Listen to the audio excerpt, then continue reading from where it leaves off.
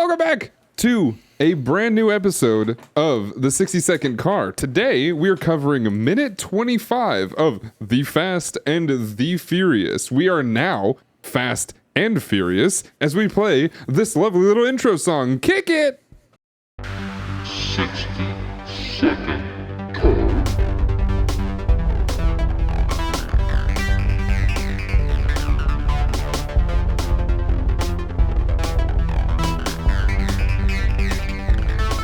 And we're back. Welcome back to the 60-Second Car. Again, minute 25. Hi, Daniel. I'm always joined as always by the lovely Daniel. The intros are getting different every single time. It's true.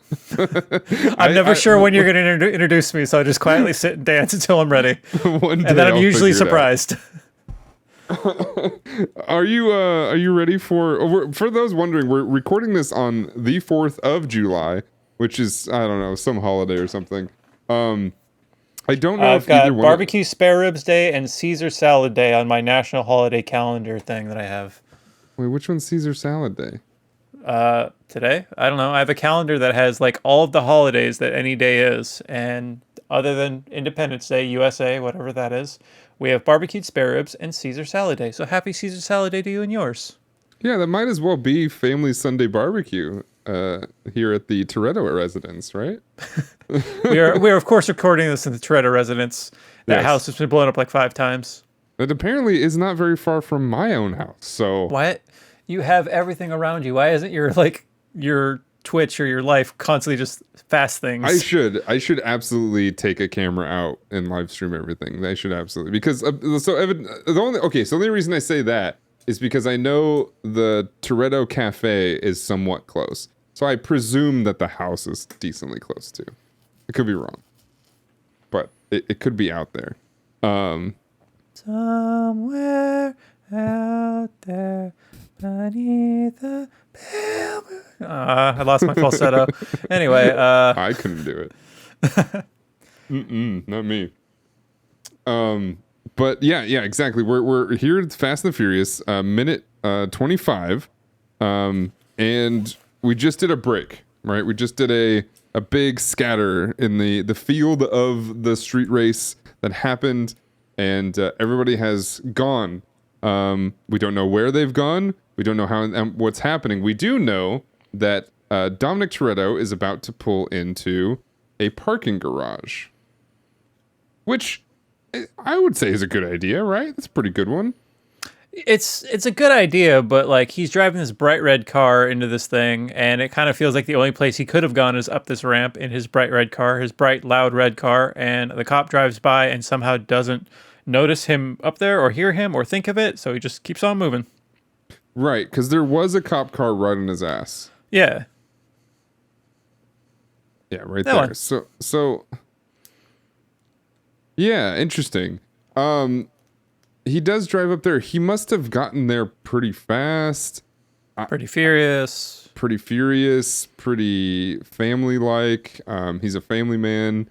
But yeah, like, I guess the question is, does this cop know he's chasing Dom at this point? This goes back into my theory from the last episode. This is all planned. So he's pretending he doesn't see Dom to go in there, because then later on this minute, sorry, jumping ahead already, he gets away. Sort of. He does. Mm-hmm. Yeah. But yeah, so maybe this guy is just a pawn in this. He keeps on driving, because yeah, then Dom in this parking garage drives up, parks his car in front of a window. Oh, it's not. Yeah, it's a very stylish parking job. Also, there's no lines in here. What is this? And is this actually a parking garage, or did they just shoot this somewhere else and was like, hey, we're just gonna use this? It feels like just a big warehouse. This kind of looks like it could have been like a car dealership, like a ramp that takes you up to a place where cars are parked in front of windows, so you want to go get them. Sure. But yeah, I don't think a car or a garage usually has windows, because if you go too fast, you drive out the window. Seems like a bad idea. Yeah, I don't know. All I know is he parks in the corner there. Right in the corner so everyone could see him. Yeah. I also... Do we ever see this car again after this? I don't know. I don't think so. Maybe at the I don't end? think What so car are they either. in at the end? At the end, they're in the new car. That has not appeared yet. Okay, yeah, then I don't think so. I don't think we ever see Dom's car here again. And then the question because so this might be like the last time we see Dom in like an import, a non-American muscle car. Yes. I'm just like because like so only because this is like the or I should say driving. He's obviously in one later, but I feel like after this, they drive the Civics, whatever. The Civics. But he never drives this car again. And then he after this movie, he's branded as I'm always gonna drive these Dodge Chargers. That's my car. That's the thing. It's got to be black. It's got to be a Dodge Charger. It's got to have a ton of muscle, and that's it. That's my thing now. That is something that I thought was weird about the beginning part of this movie, or maybe this movie in general. Is in my head he's the Dodge Charger guy. I have a Lego of Dominic Toretto and their Dodge Charger. Mm-hmm. But like, what the hell is this red car? Get it out of here. I want it gone, and I'm glad it's gone. Yeah. I mean, I think they were just... This was before Dominic was Dominic, and they're just like, this is just a race car movie, right? Mm-hmm. This is just what we're going to get into. And I mean, he was, according to, our fans out there, he was this is the fastest car of the 4 that were on the line during that race. So they knows what he's doing. Like, maybe because he's being followed by the cops, he's ditching it, and like he just won a car from Brian. He's got a car on deck already. Fuck it, whatever. Cars are like nothing to him. What, additional $6,000? So yeah, he can do whatever he wants with it, right? He could paint the new car red. It's like the same car. Yeah, all your speeds in the color. I know that. It's the decals. It's the color, yes. But it's also the decals. The flames make it what it is. But yeah, I mean, yeah, this is the same thing, because not only this, so this actually brings up a different point. They're in Fast 5. I don't know. It's one of the later ones. After Brian and Mia's kid is born, when Brian is sitting out front in the yard, and he has the skyline that he's giving to his son. And Dominic comes up and says, "Hey, I got you something better." And then he talks about like, I know you're an O'Connor, but you're also a Toretto, whatever. But I think during that scene, he talks about how much he shouldn't ever drive an import, and like imports are bad. He like badmouths imports. But swing back to this movie in this very time, his car is an import. Maybe this car is a tool. The other cars are life. Okay. This is before family, right? Right. Is family mentioned in this movie? You're the one who had the count on all this. I did have the count. It's right here. But yeah, that's kind of the thing is I mean, I guess it's a retcon, so like who cares, but that's not really this theme totally changes. Family's mentioned twice in this movie. I don't know. By Dom? Anyway. I don't know if it's by Dom. But yeah, it's twice in this movie. Yes, I have a notebook, and now I'm going to have a bunch of Fast and Furious stats just on hand. Dude, I've had this notebook since our second episode. Mm-hmm. I got it at a hippie festival. It has The Wind in the Willows because everyone in this story has gone motor crazy. So it all works because Mr. Toad's Wild Ride. But yeah, don't talk to me about having specific ass notebooks about Fast. If I ever die and somebody finds this, it's going to be like, what on earth? What was this madman's goal? What if Mr. Toad shows up in Fast 11? Bring it. That's what I want. Okay. Shows with the motor madness. He's ready to fucking go. The very end of the movie. Oh my God, do they go to hell? Everybody dies and goes to hell. And they have to race Mr. Toad. Yeah, Mr. Toad is there to welcome them in. Everybody appears in his car in the back seat, and he drives them to the rest of the way to hell. I stand up. I'm just punching the sky. I'm so excited. That's the ending I want. I want to see Mr. Toad is family. Mr. Toad is family. He All right. he's I make a lot of requests of our viewers, listeners. I want Dominic Toretto, or no, I want Mr. Toad stylized as Dominic Toretto, driving whatever the fuck his car is, but looking like the Mr. You know what I want? Make mashup. Go. Make it happen. But no, just put them all in the rides car. The car that you sit in the ride, which is like this old. It's like what's his name from Wacky Racers? Yeah. Putt Putt or Cough or whatever his name is. It's that car, right? That's the ride. More or car? less, yes. Okay, all right. Just Some kind of buggy. Yeah. His name is something buggy, I think. But yeah, that I need to see that. I want to see that immediately, and that's gotta happen. So here we go. We have he parks his car, which maybe he doesn't park it as a corner, or this is just in continuity errors. I don't know what's going on, but this is more straight onto the window, this shot here. So I don't know. Sure. He gets out, he's got his jacket. That's gonna conceal him. Right. I have that he put on a jacket and then just tries to walk away. That's his disguise. And they won't recognize me if I'm not showing my arms. Yeah. Wait, actually go back a frame. Tank top. Yeah, the tank top is what gives him away. Well, that's what he thinks is going to give him away, so he puts on the jacket. So he puts on sleeves. Yeah, and he should have at least done like the Ninja Turtles thing where they're in the trench coat, wearing the hat, and Raphael in the like 90s Ninja Turtle movies, collar up, trying to look inconspicuous. But nope, just jacket. No one knows who I am. My question about this is, if nobody followed him into the parking lot, why does he have to leave right away? Right. He could have just hung gets out for a himself while. caught. He could have looked out the giant windows that no one else can apparently see through and see if there are any cops coming and then leave. Yeah. I mean, yeah. The cops driving by being like, I know those arms. Wait, I think I know those arms, but they're in Big sleeves arms, right now. bald guy. Does he have a cross in or out? He has a cross out?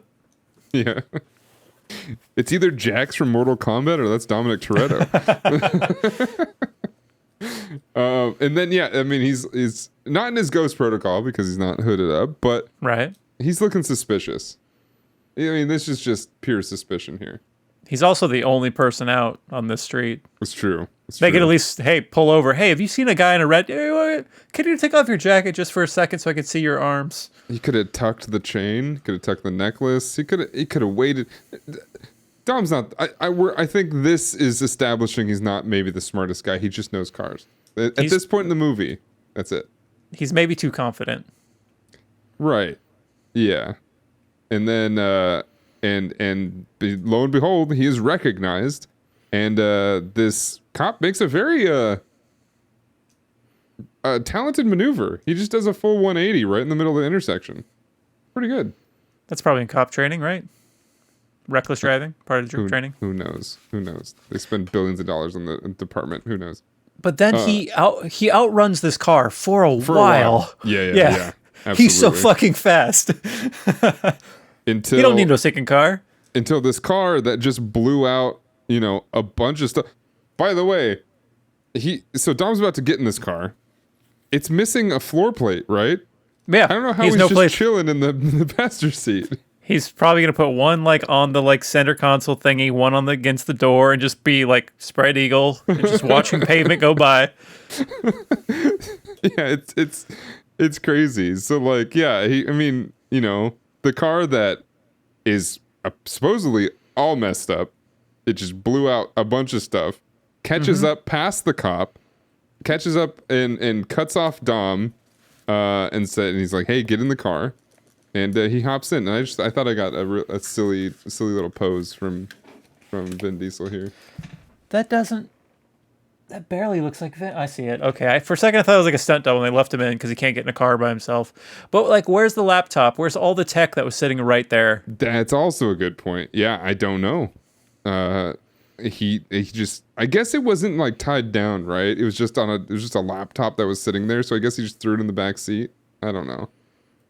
Yeah, could have sat on it. Maybe he put the laptop down as a floorboard because they were very big in the early aughts. So now it's just the floor now. I was talking to Katie about my first laptop ever, I got with graduation money from high school, because my stepdad told me, "Hey, you should get a laptop for school and stuff like that." And I was like, "Well, but I want a gaming computer." He's like, "Well, but you're going to college, you're going to school, you should get a laptop." And then I came up with the idea of, what if I got a gaming laptop? This was 2008, so gaming laptops at that point were giant. So anything with processing power that was also mobile was huge. And quite literally, so for those that know or in the know, I had a Dell XPS gaming laptop. Oh. So quite literally, it was the shape of a briefcase and the size and the weight of a briefcase full of stuff. I was not going to school with that thing. It was so that I can have a gaming machine and then also appease, the parents. I like that you still got something that could also be used for school. I got 2 guitars with my graduation money. I mean, my parents were like, "You want to go to Hawaii?" I was like, "No, I'm a shitty teen." "Do you want to go to Disneyland?" "No, I'm a shitty teen." "What do you want?" "I want guitars." "I'm gonna get guitars." Still have them. They're over there. which guitars did you buy? I have an acoustic Ibanez, and actually I have a Jackson that's in my closet because I ran out of space on that rack. Also, that I bought it used, and the pickups were already rusted. So I've had them for however long I've been graduated, meaning to change out the pickups, but I haven't. So it lives in the closet for now. You think one day you'll get that done? Yeah, I know people who could easily do it for me. It's just I'm mostly a bassist, and I don't have the urgency to do it. Did you have a guitar before you had a bass? No, bass first. Okay. The first thing, so my grandfather, he bought all the grandkids, like his thing. He was a huge music fan. He's like, "I'm gonna get all the grandkids an instrument." He's like, you can all get a different instrument. You can make a band together, and I'll have my grandkid band. And it's like, That's cute. That's hella cute. That's probably not gonna happen, but that is cool. The first thing I asked for was a bass. However, at the last minute, I decided I wanted a guitar. Coward. And I regret it to this day. Although that guitar is sitting right next to me. And I still love it. It's fantastic. But I do regret it to this day. I think I would have been a much better bassist because I never became a good guitarist. I feel like the bass always felt better to me. But then I eventually became a drummer instead. So it all kind of went out the window. None of it really mattered anyway. I have a cousin who got into like drumline snare shit. He saw the movie Drumline with Nick Cannon and was like, "I want to do that." So like my family band would be me on bass and then a guy with a snare drum. I think we'd be ready to go into like a Revolutionary War, provided there was power for my amp. Ooh, but like a smooth, jazzy Revolutionary War. Oh yeah, I mean, or I can make it funky. I can slap on that shit. Yeah. Imagine playing the snare in like a marching sort of getting ready for battle, and then all of a sudden this smooth. Why are you doing Mr. Sandman? The smoothest jazz. It's literally the first line that came to my head. I don't know. It just came up. Hey, Cat Daddy, why don't you lay down that bass? Give me some Mr. Sandman. Mr. Sandman. I don't know. It just came up. I started doonging, and that's what it's. I think it's my brain heard that as like those are the first like 2 or 3 notes, and then it just followed. I don't know. Now you took that thing for a walk and it worked out. What's up? Do you think that? Because I've seen a YouTube video of this, and I want to do this with somebody I know that would have the similar ear that I do, and I think you might even have a better one. Would you be able to listen to songs for only 1 second and be able to guess which song it is? I do it literally every morning. Okay. So after Wordle became a thing, a thing called Hurdle came out, and then Spotify bought it and ran it into the ground. But there's still a knockoff one out there called Hurdle Decades or something. Hurdle. So every Decades? every morning I have this saved on my phone, and it's my morning me time, aka when I'm pooping, and I go through and I listen to songs for up to, I think it's 15, 18-second clips, and it always starts with 1 second. I just go with the 50s, the 60s, 70s, 80s, 90s, 2000s, 2010s, New Wave, Motown, USA number ones, UK number ones, musicals, Pride, disco, rehurdle, rock, 80s number ones, and one that's just lyrical, where they just say the words from a song and you have to guess what it is. So this is my superpower. See, a lot of these big band stuff, I don't know if I do very well at. But like hearing the wood block from like Queens of the Stone Age, or hearing like a couple of different distorted bass lines, or even like a couple of drum beats. Drum beats I'm pretty good at. Those, like anything within like the not necessarily fully popular but semi-popular metal side of things, I think I do pretty well at. But yeah, we should do a video where we just go through that one day. I think that would be really fun. I've thought about this for a long time. I don't know if I have a lot of friends that could do the one note, or the 1 minute, I should say. There was a show for a while on 1 second. ABC or NBC. It was Name That Tune. They brought it back. They've had many versions of it, but it was Jane Krakowski from 30 Rock and Randy Jackson was like leading a band. Okay. And they give you like some clues, and you would have to guess, like based on the clues, how many notes or how many seconds you'd need. And like somebody said one note, and it was literally the band just went and then looked at you, and you had to guess what it was. But it wasn't the song. They played the song on like a piano, and that I couldn't do. Oh. If it's the actual song, I can do that. Yeah, but if it's like no, it'd have to be the actual song. Yeah, if it's like a reinterpretation, no thanks. Well, because there's also clues. There's clues to like sometimes how the production of the song starts or whatever it is. It's not necessarily the song. It might be like give you a year or a genre or something, and you just go like, all right, it's new wave. It's from 1984.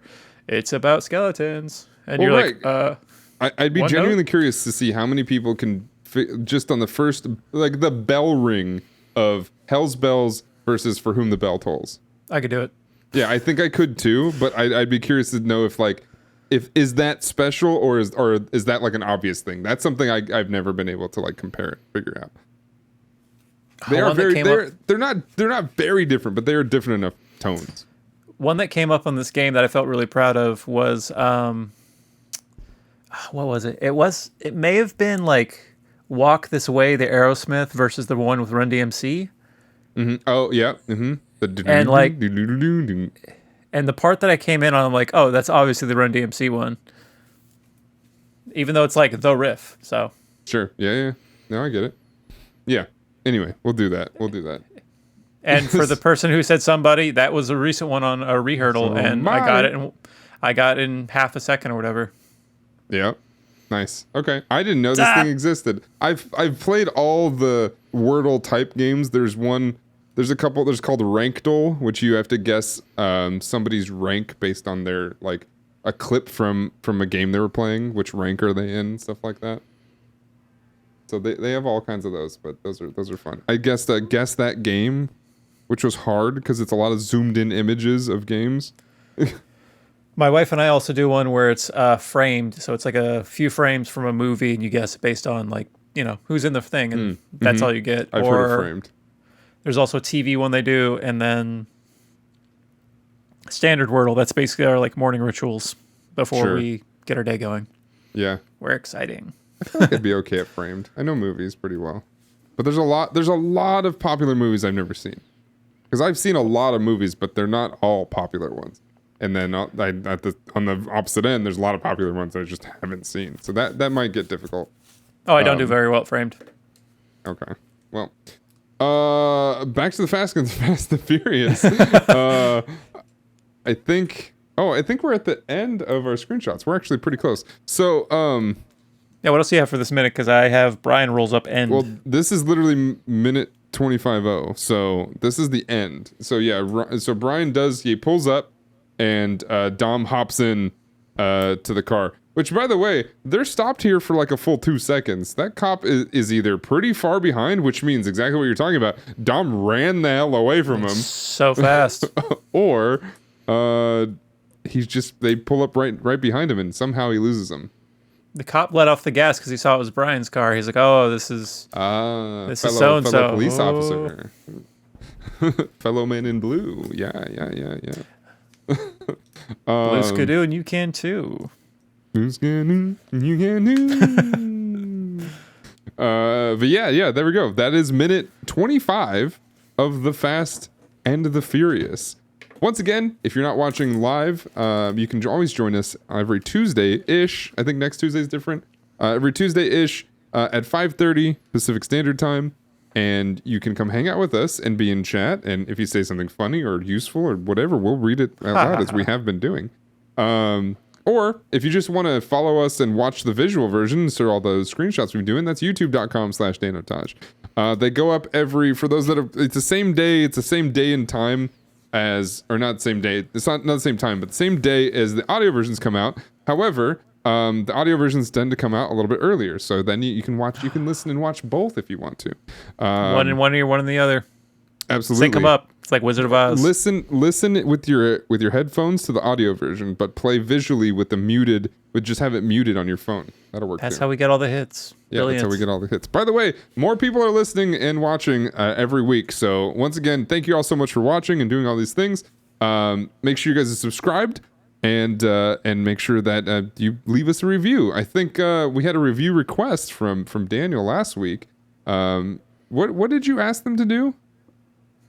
Wouldn't it be great if I remembered? I don't remember either. For sure saying family, maybe? No, it can't have been it. Was that it? No, I think it might have been something different. We did request, weirdly, I think I offhanded requested if everybody wants to lay over all of your families, maybe in different pitches and tones and have them harmonize. You saw that thing I sent you, right? That's what it's going to sound like. Yeah. Yeah. Nightmare fuel. Yep.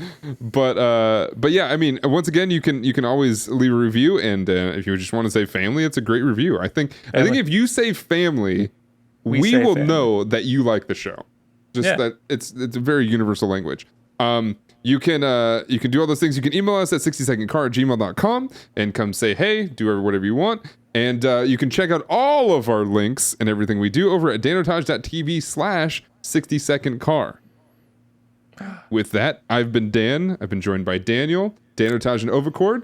With that, I'll see you all next time. Family.